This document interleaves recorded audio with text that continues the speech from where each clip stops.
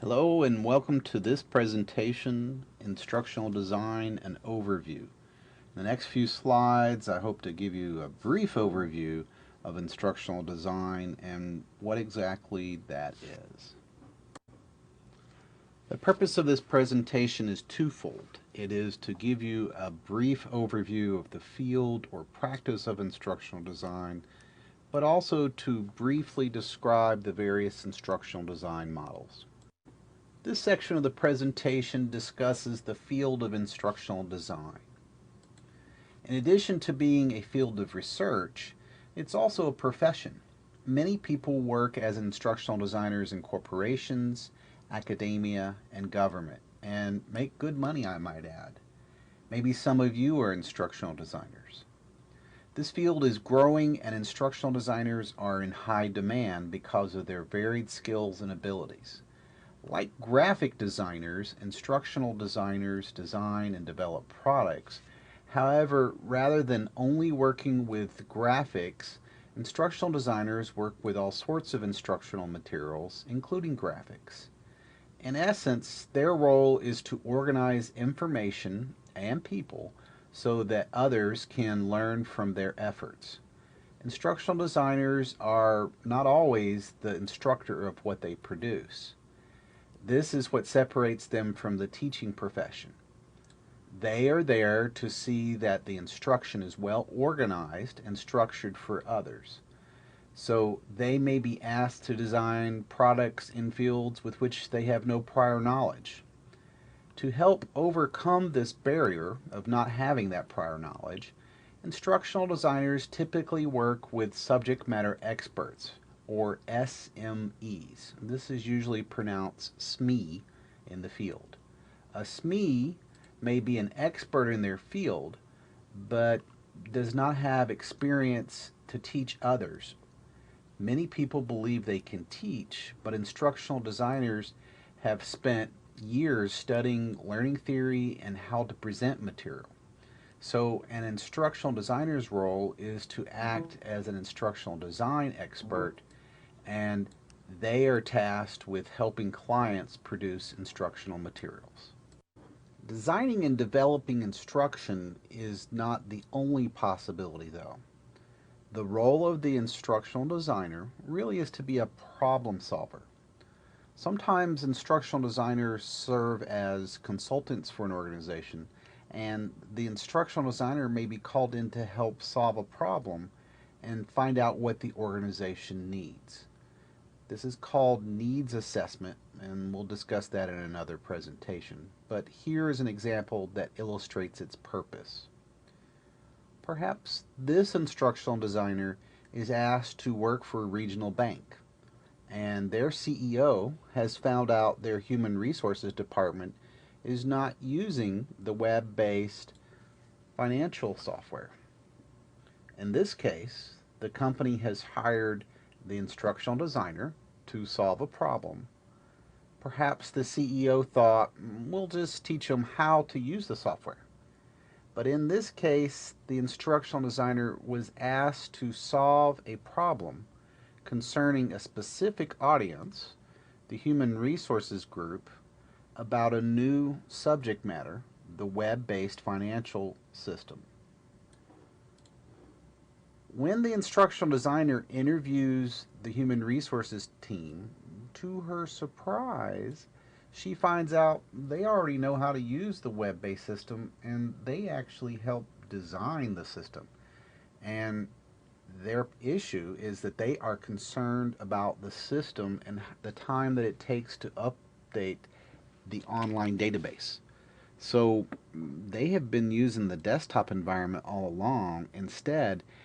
And in this case, it's just that training is not the problem as the CEO thought, but something a little different. It's this type of real world, authentic problem solving that happens every day and is the job of the instructional designer to solve.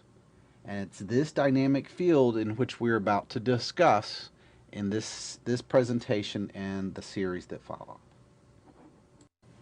So yes, instructional systems design, or ISD, or as it's commonly referred to, instructional design, is a profession, but also a problem-solving process. Instructional designers conduct what is called a needs assessment. That is, they consider the needs of the client, but investigate the system within which those needs exist. The client is usually a subject matter expert or a SME, and sometimes the needs and wants of the client are not always the same thing. Needs and wants can differ. But more importantly, they offer the proper solution. That is, the instructional designer seeks out what is the correct solution to the problem, not just provides instruction. Now let's turn to instructional design theory and consider the theoretical models that support the instructional design process. Let's start with ADDIE. The ADDIE model is the simplest way of thinking about instructional design.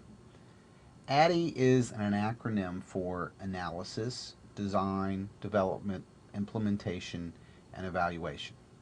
This is the generalized model for describing the steps of the instructional design process and the steps that that instructional designer might take during the design of instruction.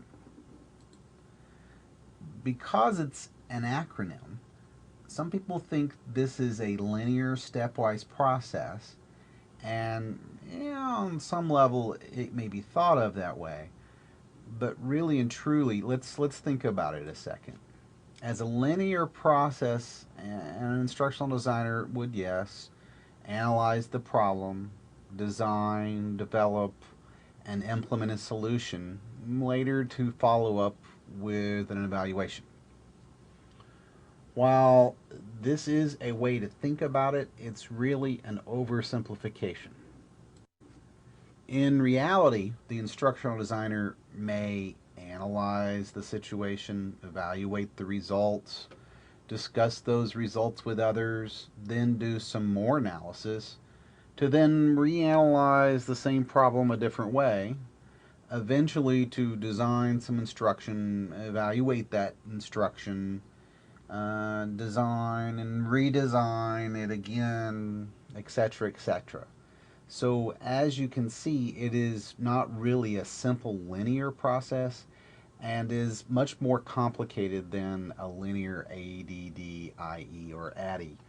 But ADDIE is often helpful to describe the parts of the process as analysis or design, development, etc.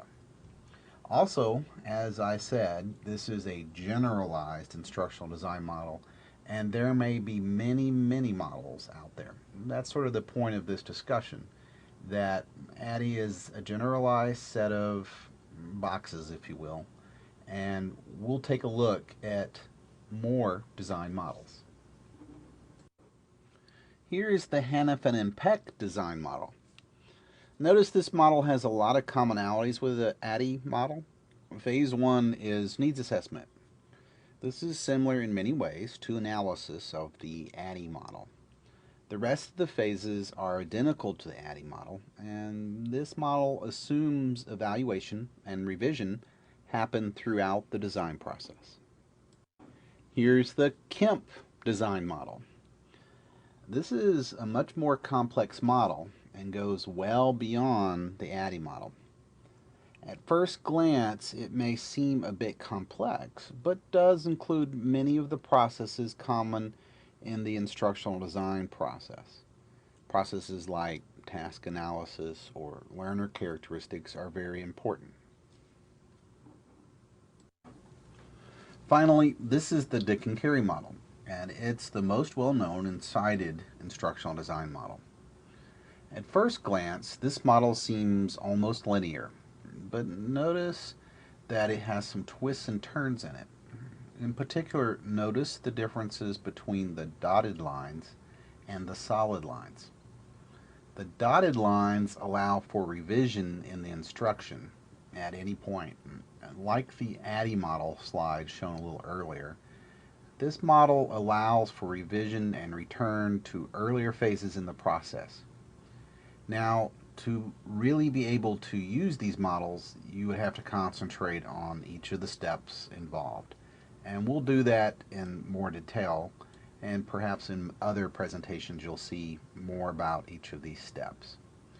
But take a moment, pause this presentation, and consider each of the boxes and ponder what might happen at each of these steps in the process. Okay, this concludes this presentation. It was developed as a very brief overview of instructional design. In this presentation, we discussed the role of an instructional designer in his or her organization. In addition, this presentation presented several instructional design models.